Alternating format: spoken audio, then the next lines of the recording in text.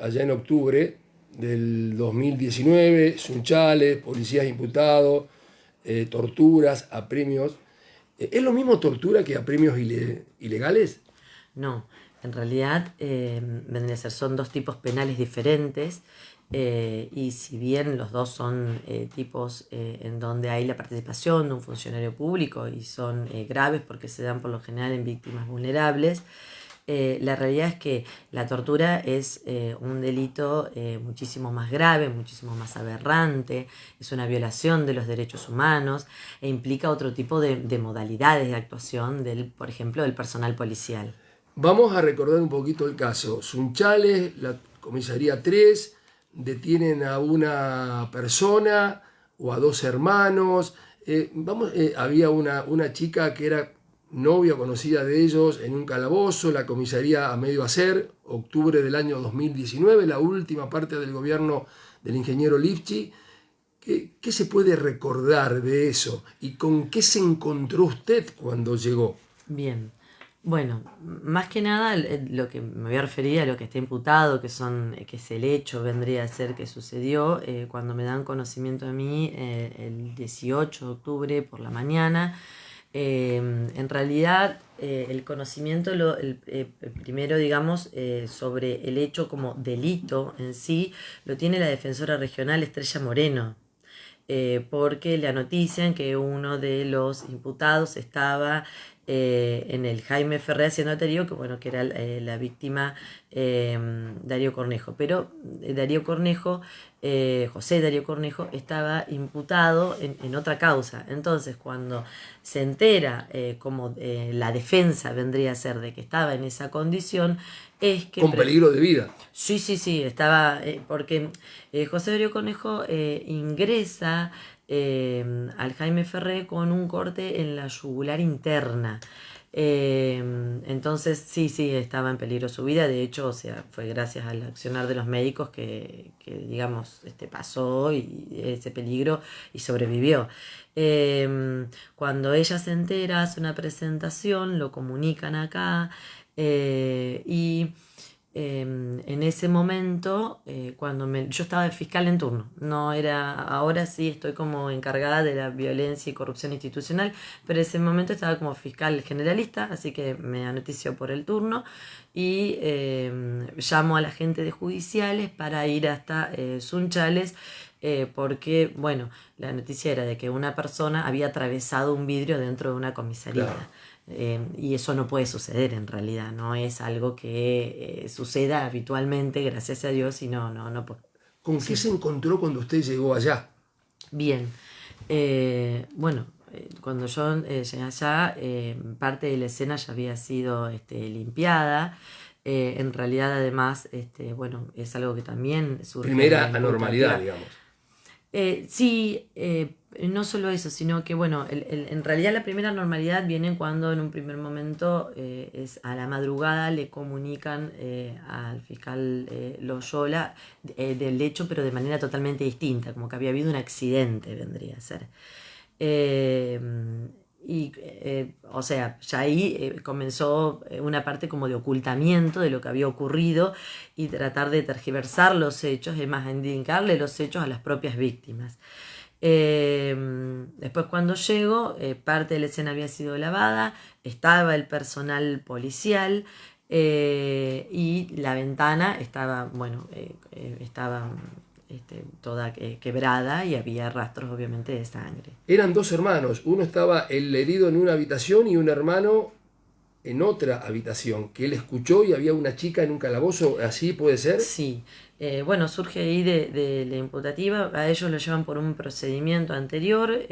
Robo de una moto, creo que era. No, era el robo de un televisor, era una cuestión con un Sí. televisor que lo tenía otro fiscal, y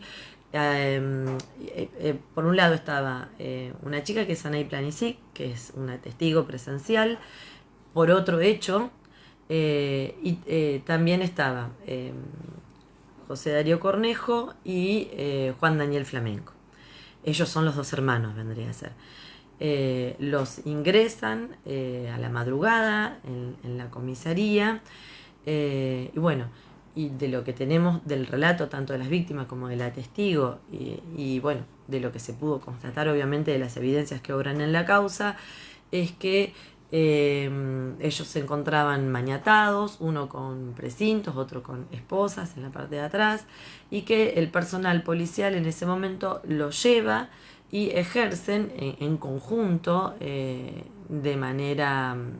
Yo lo explico cuando solicito la pena, que realmente obraron como un cuerpo de seguridad, como se veía en la parte, digamos, en las peores épocas, digamos, de la Argentina en ese sentido, porque fue planificado, porque esto surge ya con anterioridad, porque surge con la sustracción de una moto que no tiene nada que ver con el televisor. Claro, por eso yo le preguntaba que era de uno de ellos, del personal policial. Esto se conoció y es público en la imputativa. En la por imputativa eso, también. Sí. De uno de los imputados había sustraído una moto, aparentemente había sido una de las víctimas, que es Juan Daniel Flamenco, y entonces cuando se enteran de esa situación, que ya venían teniendo conductas en relación a eso, y se da este hecho del televisor, Claro. es como que, digamos, como que se compagina Se juntó todo. claro, y lo ponen, bueno, ponen en marcha todo este plan en donde todos estaban conscientes, y la gravedad es que justamente fue todo el personal policial que estaba en ese momento en la comisaría, y que utilizaron su investidura y que fue dentro de una comisaría para perpetrar este delito, que es muy aberrante. Doctora, otro tema también que se mencionó Sí. y que es que el jefe de la comisaría 3 no estaba en ese momento, estaba de Franco. Claro, ellos tenían el subjefe, que era el imputado Maldonado, que todavía se encuentra en prisión preventiva. Hay 2 personas detenidas, ¿no? Sí, Maldonado justamente y Cortés. En relación a eso, el que estaba como jefe a cargo, digamos, en ese momento, era Hernán Maldonado, y que bueno, que él participó, yo le imputo una conducta activa en relación a los hechos, porque no solo omitió evitar que sus subalternos desplegaran esa conducta, sino que también con manifestaciones, insultos, bueno, eso obviamente contribuye a enardecer y a generar más violencia psicológica para las víctimas. Y el papel del jefe, que era el jefe pero que no estaba... Sí, ese era de Gabinetti. Él fue imputado por encubrimiento, porque él se da noticia del hecho, llega a la comisaría, da órdenes en relación Llega a que antes termine. que usted, Sí. O sea que fue llamado, Sí, digamos. sí. El hecho fue entre las 5 y 10 y las 6 de la mañana. Madrugada de un sábado, ¿puede ser? ¿O un viernes o un sábado? Bueno, pero no importa. Viernes. Fue porque estaba, recuerdo Sí. que era día de semana. Día de semana. Entonces, el hecho fue durante entonces la madrugada, pero específicamente ellos los ingresan a la comisaría. El primer procedimiento se hace 3 y algo de la madrugada, pero el hecho de la tortura es entre las 5 y 10 y las 6. Bueno, ahí se despliega todo el accionar, porque previo fue un allanamiento, como le explicaba. Entonces se despliega todo el accionar dentro de la comisaría.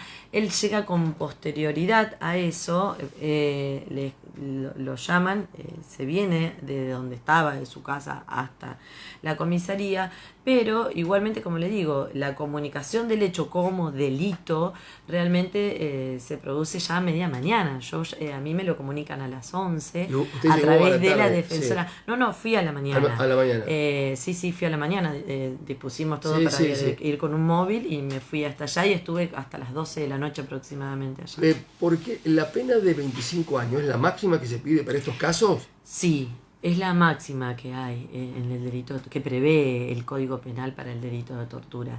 ¿Y por qué solicito la máxima? Por esto que le estaba explicando, que primero hay una pluralidad de autores, es decir, no es una sola persona ejerciendo, o sea, un solo policía, un solo funcionario público, ejerciendo la tortura con un imputado que estuviera detenido en una comisaría, sino estamos hablando de que fue un obrar sistemático de una pluralidad de autores, en donde estaba el jefe a cargo en ese momento, y todo el personal que estaba en ejercicio efectivo dentro de la comisaría participó. Para todos 25 años, excepto el jefe, que no estaba. Excepto Gabinetti, claro, que se le pide 6, que también es el máximo en cuanto al encubrimiento agravado, y lo que se le imputa encubrimiento agravado porque él da directivas para limpiar la escena y sabiendo además, teniendo conocimiento de cómo se habían desarrollado los hechos, él no comunica los hechos de la manera que habían sucedido, sino que es más, le hace una manifestación a una de las víctimas como diciéndole que era su culpa lo que había sucedido. Doctora, Sí. ¿tuvo miedo? ¿La amenazaron? ¿Tuvo presiones? No. Hubo en su momento, creo que En manifestaciones y Sunchales, ¿no? De cuestiones, la gente puede claro, ser pero porque, presiones no tuve amenazas y no tuve presiones, yo pude ejercer libremente, digamos, mi función. eh, digamos, de darse esta condena, Sí. sería una de las máximas que se dieron aquí en el ámbito del MPA en cuanto a policías. Sí, y además tiene la particularidad de que, y lo he hablado con otros fiscales de otras jurisdicciones, no hay una acusación en este momento, no vemos de condena porque todavía falta Sí, lo del sí, sí, por juicio, eso. de estas características desde que se inició el periodo de la democracia. Porque como le digo, fue un obrar que estaba planeado, que fueron que se trataba de 7 policías los que ejercían la tortura y después hubo toda esa mecánica de encubrimiento que no solo desarrolló Gabinetti, sino que desarrollaron todo el resto del personal policial también. Los 25 años es lo máximo. Hay una pena mínima. El juez puede decir, bueno, no 25, otra. Sí, 8 es el mínimo. 8 es el mínimo. El juez va a merituar de acuerdo a cómo se den, obviamente, las evidencias, las pruebas ya directamente Sí. en juicio. Bueno, y Siguieron él, trabajando en todo este tiempo con las pruebas. claro, a ver, realmente la causa, la mayor parte de la investigación se da en un primer momento porque hasta pudimos hacer anticipos jurisdiccionales de las declaraciones de las víctimas, lo cual era muy importante sobre todo para su resguardo. Al ser víctimas que, a ver, la víctima de un delito de tortura, por lo general una víctima que está en conflicto con la ley penal también, es imputado en otros Claro, hechos. sí. Por eso también es una víctima vulnerable porque queda a la merced del obrar policial. Entonces, en virtud de eso y de que se podían dar un montón de circunstancias y que no pudieran llegar a juicio, es que también pudimos hacer eso, hacer los anticipos jurisdiccionales y escuchar a las víctimas declarar ya con anticipación. Dos últimas preguntas. Usted Sí, sabe que sobre lo que habla usted, ¿no? Mucha gente en Sunchales estaba un poco como se dijo en su momento en las marchas, enojada. Dice, tienen más credibilidad los delincuentes o los que tienen causas que la policía. Usted lo habrá escuchado eso. Lo que pasa es que, a ver, es muy difícil entender para la población común, y lo cual es lógico para uno también, que el personal policial, que es el encargado de darnos la seguridad y bueno, justamente de brindar esa protección a la comunidad, realice una conducta de esa manera. Por otro lado, como le acabo de explicar, son víctimas Están- vulnerables y que están en conflicto con la ley penal. Es decir, la víctima de un delito de tortura es alguien que está imputado en algún otro hecho. Es decir, no tiene el mayor agrado en relación a la población común. Y por otro lado, quizá, bueno, por ahí pueden darse discursos en relación a lo que usted me está manifestando, pero la realidad es que hay evidencia clara de que los hechos se desarrollaron como se imputaron y que sustentan la teoría del caso de la Fiscalía. La última, fecha del Sí. juicio no, eso lo da la Oficina de Gestión Judicial. Claro, sí, nosotros solamente tenemos fecha de la preliminar, que ya la dispuso la oficina de gestión y nos notificó para el 27 de septiembre, pero ya fecha de juicio Y a partir desconocemos de ahí, cuándo puede ser. ¿cuánto tiempo se puede? ¿Hay un tiempo perentorio? La verdad que desconozco cuál es digamos, eso es el funcionamiento realmente de la oficina de gestión, que es la Y que va a cuando se disponer llega a cómo lo juicio, hacen. va a haber 3 jueces, un juez con 2 conjueces. Sí, tendría que ser por el tipo de pena y bueno, se verá cómo se compone el tribunal, tendría que Y ser. Ese momento también es de la ahí tienen que oficina. comparecer los testigos. Que usted, Claro, en juicio es todos los testimonios que van a ir declarando y también, bueno, se presentan las otras evidencias, como por ejemplo, cómo se acreditan las lesiones, tanto de Cornejo, porque de un golpe le hicieron atravesar la ventana y por eso se cortó la vena yugular interna, o porque este es un caso muy particular y por eso también se pide la pena máxima. Hubo un despliegue de conductas de tortura de diferentes tipos de accionar de tortura. No es que fue una sola tortura, no es que fue que con el golpe atravesó Cornejo el vidrio y eso se consideró tortura, no. Hubo un desarrollo de mecánicas de tortura con golpes, insultos, hubo agresión sexual hacia uno de los... no con abuso, pero sí con conductas como bajarle los pantalones o decirle que le iban a introducir un palo todos esos tipos son también considerados agresión sexual y son hasta de manual, digamos, para lo que es establecido como conductas de tortura, ¿no? Eso era hacia un hermano, en donde también le aplicaron submarino seco con dos veces con una bolsa. Mientras el otro escuchaba y a todo esto le reclamaban la moto y los insultaban.